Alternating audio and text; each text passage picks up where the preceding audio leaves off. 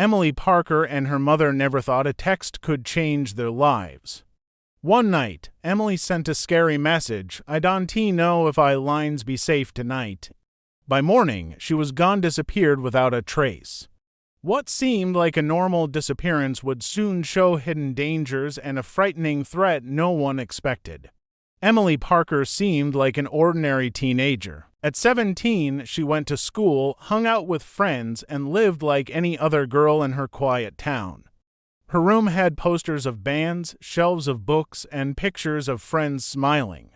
She seemed cheerful and friendly, fitting into everyday life. But in recent months, people close to her noticed changes. She became distant, quiet, and often lost in thought. No one knew how much she was struggling alone. One cold spring evening, Emily sent a short, worrying message to her mother. "I don't know if I lines be safe tonight." Her mother read it many times, trying to understand. Emily didn't explain, and that night she disappeared. She never returned home. The next morning, her parents found her missing. Her room was normal. Clothes were folded, the bed was made, and her phone still showed the sent message. Nothing was out of place, no signs of struggle, no clues. It was as if she vanished into thin air. The quiet town panicked.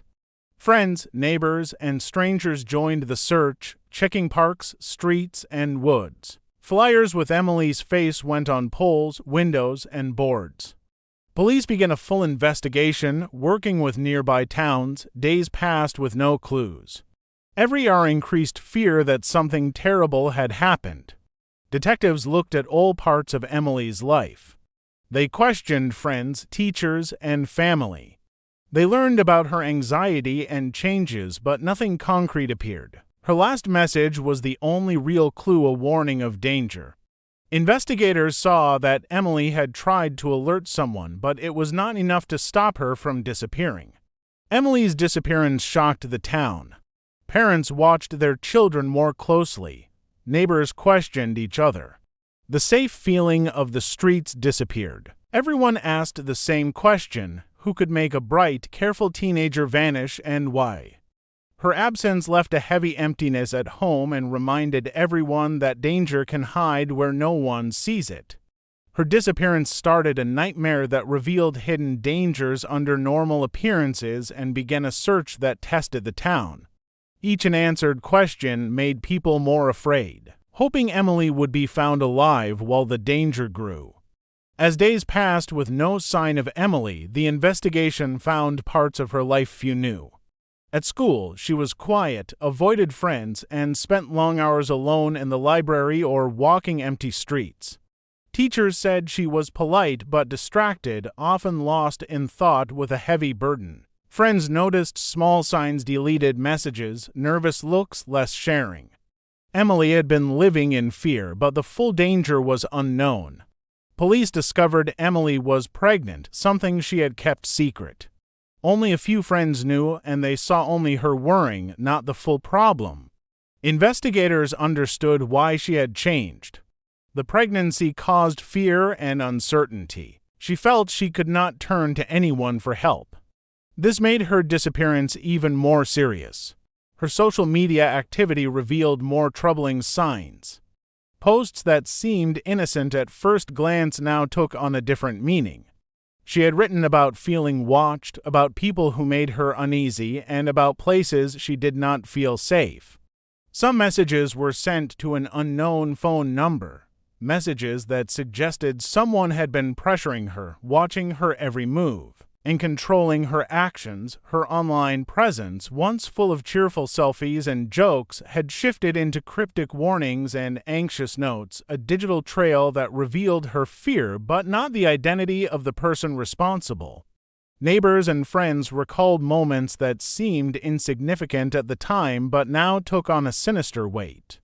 A car parked outside Emily's house late at night. A shadow moving across her window, someone waiting near her usual walking route. These fragments painted a picture of a young girl who felt constantly observed and threatened. It became increasingly clear that her disappearance was not random. Someone had been monitoring her, possibly for weeks, and had chosen the right moment to act. Investigators also examined Emily's personal relationships, searching for anyone who might have had a motive to harm her. No immediate suspects emerged, but the growing list of unanswered questions intensified the sense of urgency. Her parents, devastated and desperate for answers, watched the news coverage, hoping for a breakthrough, while friends organized search parties and vigils. The community, already shaken by the disappearance, began to grasp that Emily's situation had been far more complex than anyone had realized. As the investigation continued, it became clear that the key to finding Emily lay in understanding the hidden parts of her life, the secret struggles, the fears she could not voice, and the threats that loomed over her every day.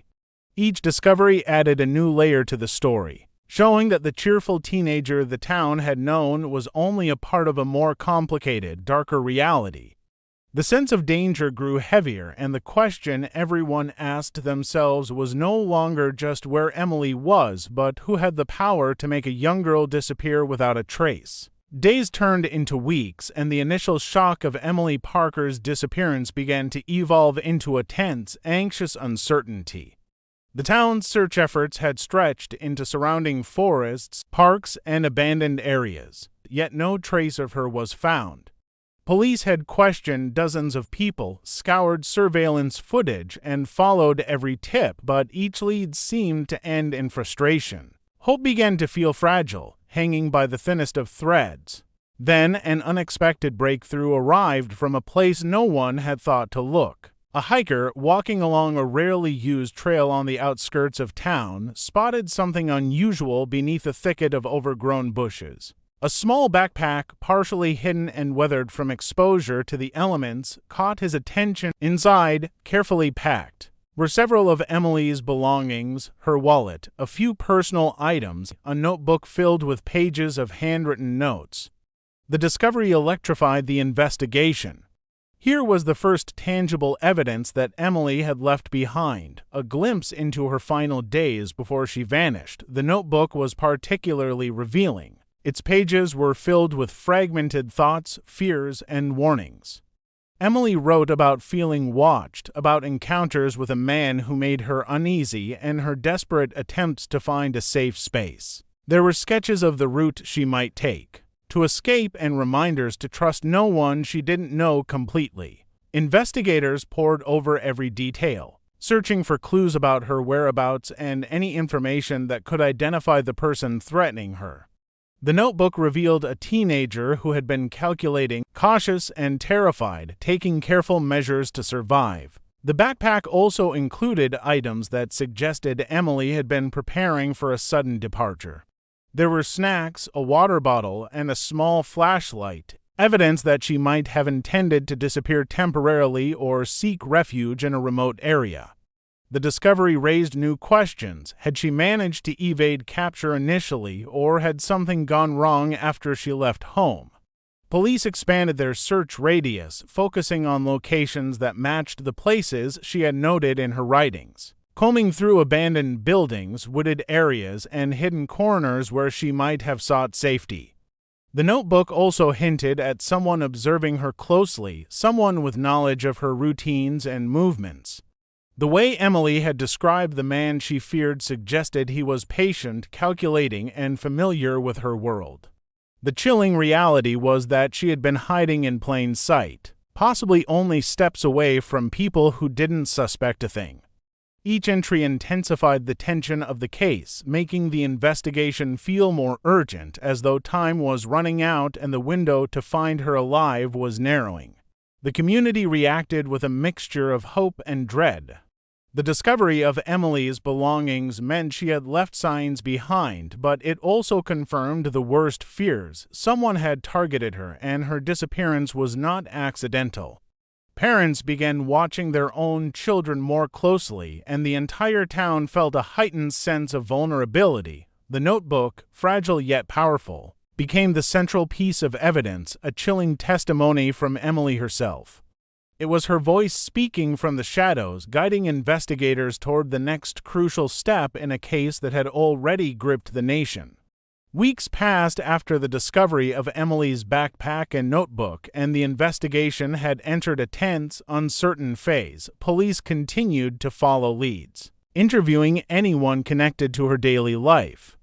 Surveillance footage from local businesses, street cameras, and nearby gas stations was meticulously examined. Then, in a moment that shocked everyone, the investigation took an unexpected turn.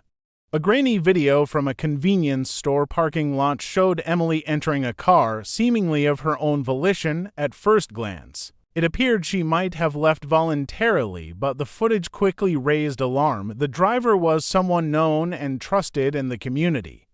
The man behind the wheel was an older neighbor, someone whose clean record and unassuming presence had earned him respect from those around him. No one suspected he could be involved in something sinister. The realization that Emily had willingly entered his vehicle cast the investigation in a chilling new light.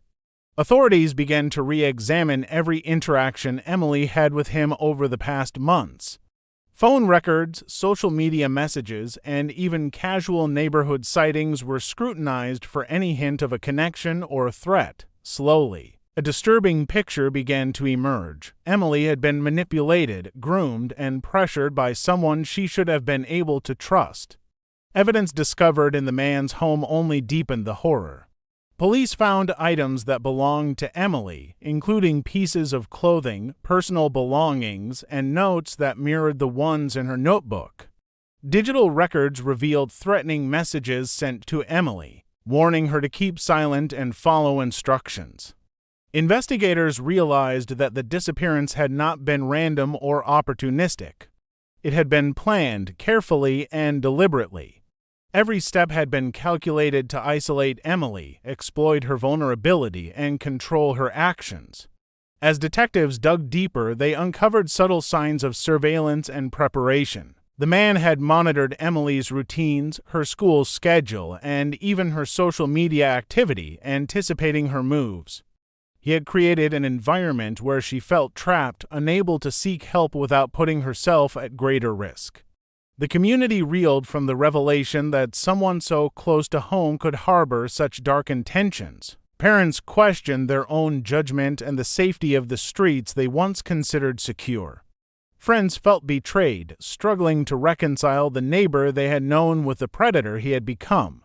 The twist completely changed the tone of the case. What had initially seemed like a mysterious disappearance fueled by fear of the unknown now revealed a more sinister truth. Emily had been targeted by a predator who exploited her trust.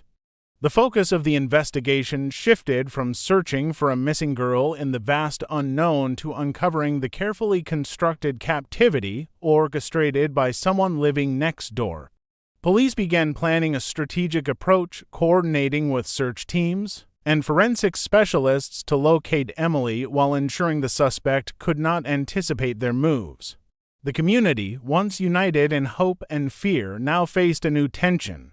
The invisible threat had been identified, but it was still unclear whether Emily was alive and where she might be. Every detail mattered, every clue from her notebook and personal history became vital. The shocking realization that the person who had appeared harmless and familiar was at the center of the danger intensified the suspense. The stage was set for the next critical chapter in the investigation, one that would determine whether Emily could be found before it was too late. The investigation into Emily Parker's disappearance had reached a critical turning point. With the prime suspect identified, the seemingly ordinary neighbor, the focus shifted entirely to locating Emily and ensuring her safety. Police coordinated meticulously, studying every piece of evidence from the notebook, the backpack, and surveillance footage. They knew that time was crucial. Every hour that passed increased the danger she faced. The tension in the town was palpable, with families holding their breath, hoping for a safe resolution. Finally, during a detailed search of the suspect's property, authorities discovered a hidden basement. The room had been carefully concealed behind a false wall, equipped with basic necessities but stark and oppressive. Inside, Emily was found alive, though visibly traumatized. She had been kept in captivity for weeks. her life controlled and monitored by the very person the community had trusted. The sight of the police and the realization of her rescue brought a mixture of relief and shock to everyone involved. Emily's recovery was immediate in its physical aspect, but the emotional toll was far more complex. She had endured fear, isolation, and the constant pressure of manipulation. Authorities quickly provided her with medical attention and psychological support, ensuring she was safe and beginning the process of healing. Her story revealed a careful, calculated attempt to silence and control her, a strategy that, if not for her courage and the dedication of investigators, could have had a far more tragic ending. The community was stunned by the betrayal. The man they had trusted, who had appeared ordinary and harmless, had exploited that trust to commit a horrific crime. It became clear how meticulously he had orchestrated Emily's disappearance, from monitoring her movements to creating an environment of fear that left her feeling trapped. The revelation sparked conversations about the hidden dangers that can exist, even in seemingly safe neighborhoods, and highlighted the importance of vigilance and awareness. Legal proceedings quickly followed. The neighbor was arrested, and evidence gathered from his home, digital devices, and the notes Emily had left behind was used to build a strong case. He was charged with multiple crimes, including unlawful confinement and threats, and eventually faced conviction. While justice was pursued in the courtroom, the broader impact of the case lingered throughout the town. Emily's story became a national news topic, a stark reminder of how predators can hide behind familiar faces and the critical importance of listening to warning signs, even when they seem small or vague. Emily's final message, the one that had first alerted her mother to danger, was recognized as a key moment. It had been a desperate attempt to signal fear, and ultimately it was that message, combined with careful investigation and community support, that led to her rescue. Though her life would never return entirely to what it had been, Emily's survival marked a victory over the manipulations she endured. Her courage, the persistence of the authorities, and the unwavering support of friends and family turned a terrifying ordeal into a story of hope and resilience, serving as a lasting lesson about awareness, trust, and the importance of paying attention when someone signals they are in danger.